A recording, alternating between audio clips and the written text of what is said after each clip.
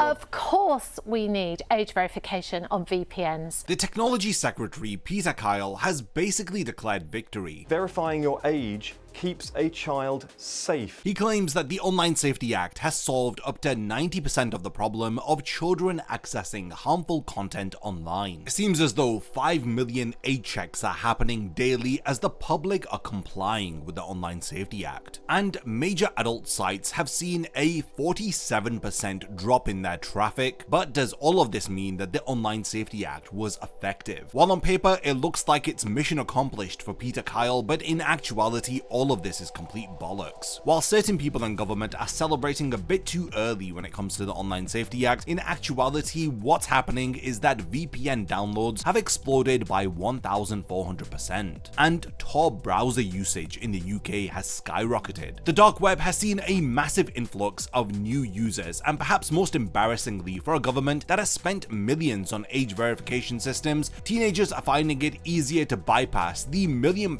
facial recognition technology by using screenshots from the game Death Stranding. In this video, I'll be explaining how the Online Safety Act has backfired monumentally and it hasn't actually protected any children. It's actually taught an entire generation to become digital privacy experts. In this video, I'll be explaining how the Online Safety Act has pushed children to using VPNs and to going onto the dark web, potentially exposing them to way more danger than they would have seen just by accessing the regular internet. So these triumphant statistics that the government is waving around as Pornhub's traffic has dropped nearly 50% following age verification being implemented. Now, this appears to be impressive on the surface until you dig a bit deeper. The Guardian and other websites have reported these figures without mentioning the elephant in the room, which is mirror sites. 3 major Pornhub mirror websites alone account for traffic that completely fills the deficit from the main site. When you add up the total traffic across all platforms, consumption is actually 3 to 4% higher than before the Online Safety Act has come into force. What's worse is that the government statistics completely ignore the migration to Tor browsers and dark web platforms. We're not talking about tech-savvy individuals here. Ordinary people are learning to use anonymization tools because the government has made accessing legal content so invasive. The government acknowledge that VPNs are obscuring the data, but then they still proceed to present traffic statistics on these adult websites as if VPNs don't exist. They are well aware that their numbers are meaningless, yet they are using them to justify expanding this Online Safety Act internationally. This isn't just ignorance, it's a deliberate deception in order to implement digital authoritarianism across the globe. Meanwhile, hundreds of thousands of people's IDs are being sold on dark web marketplaces because of past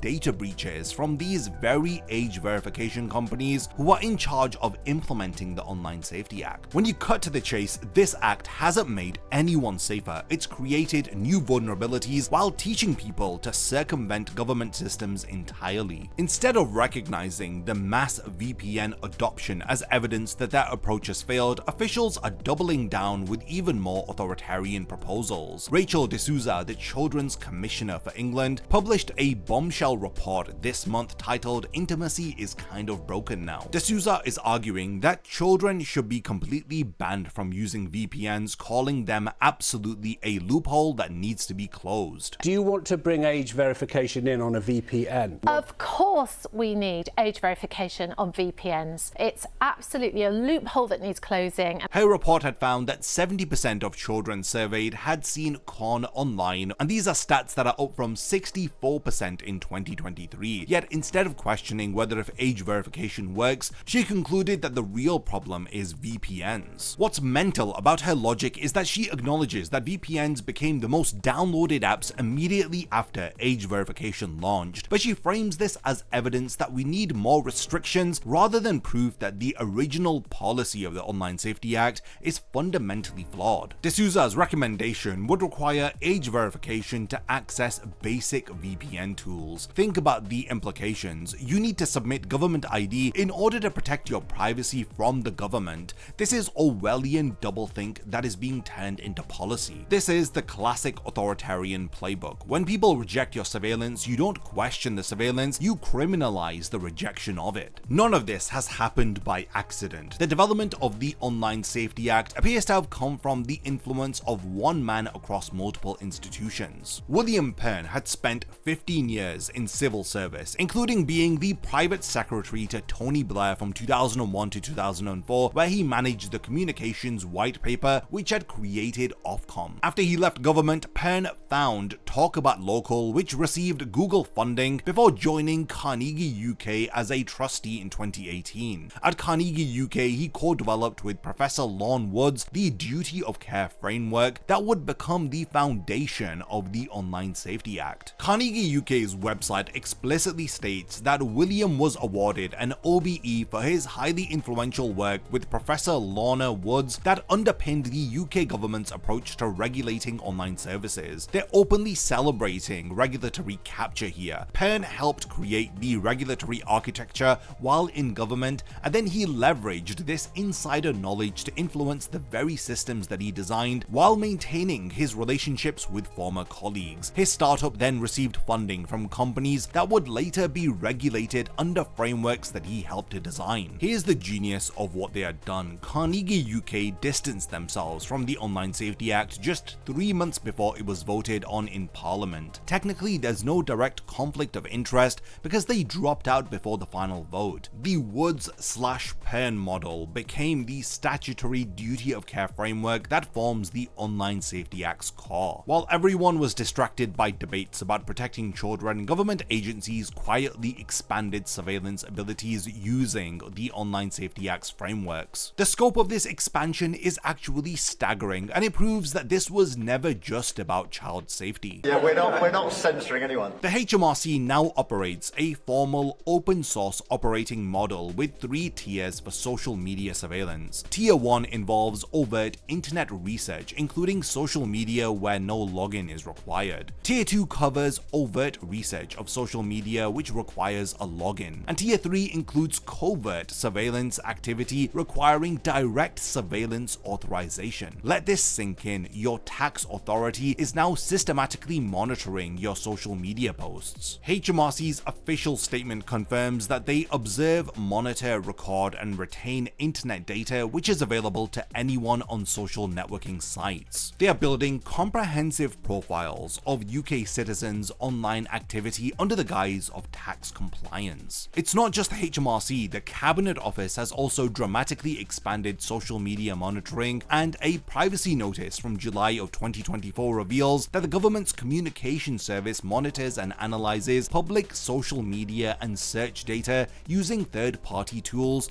in order to find, assess, and address potentially harmful dis- and misinformation. Now here's the real sinister part, as this analysis that they're doing is being shared with quote-unquote partner governments where we are working together on joint priorities, and it may be transferred and stored securely outside of the UK. So yes, your social media activity is being monitored by UK authorities and it's being shared internationally with foreign governments. This is state surveillance that extends way beyond the scope of the Online Safety Act when it was initially proposed. Is this really meant to protect the children? Tax authorities and communication services now have sweeping powers to monitor citizen communications using frameworks developed under the guise of protecting kids. Meanwhile, reports suggest that Ofcom is considering penalties for X. And this is because they are over-censoring content that negatively portrays the UK government. So social media platforms are getting punished for censoring government criticism, but they're being rewarded for censoring everything else.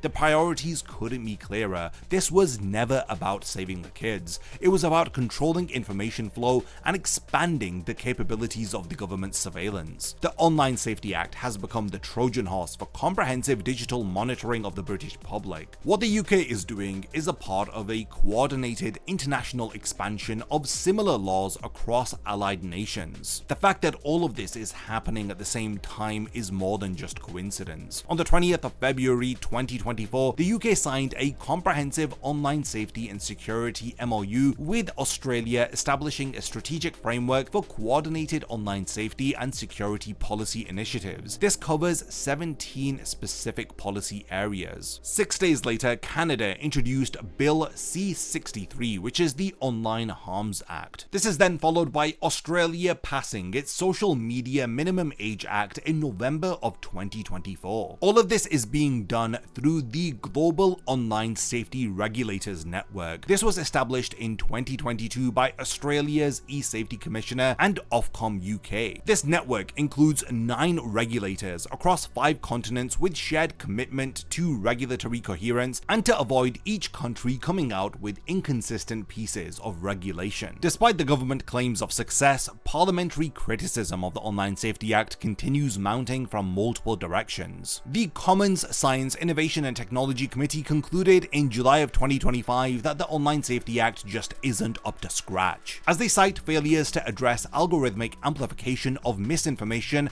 especially during the July 2024 Southport riots. The House of Lords debates have highlighted that the Online Safety Act will allow small, risky platforms to continue to operate without the most stringent regulatory restrictions. A petition demanding that the Online Safety Act be repealed has gathered over 526,000 signatures so far, surpassing the threshold for parliamentary debate. The petition cites far broader and restrictive scope than necessary, and it warns of privacy risks from ID facial data sharing and potential for breaches. Peter Kyle's response to anyone criticizing the act reveals how defensive the government has become about the act's failures. Kyle attacked critics on X as he stated that if you want to overturn the Online Safety Act, then you are on the side of predators. If you want to overturn the Online Safety Act, you are on the side of predators, not those who want to keep children safe. The overreach with the Online Safety Act is apparent with how HMRC are now going to be monitoring what UK citizens are doing, with Ofcom also wanting to punish X for over-censoring content that makes the UK government look bad. And I think the worst thing that we've discussed is Rachel D'Souza stating that she wants to ban VPNs in order to stop children from accessing adult content. The Online Safety Act rabbit hole does go really deep. Let me know if you've learned anything new in this video. If there's anything that I've forgotten to mention about the Online Safety Act and what's currently going on, then let me know in the comments. And lastly, thanks for making it to the end of this one, and I cannot wait to see you in my next video.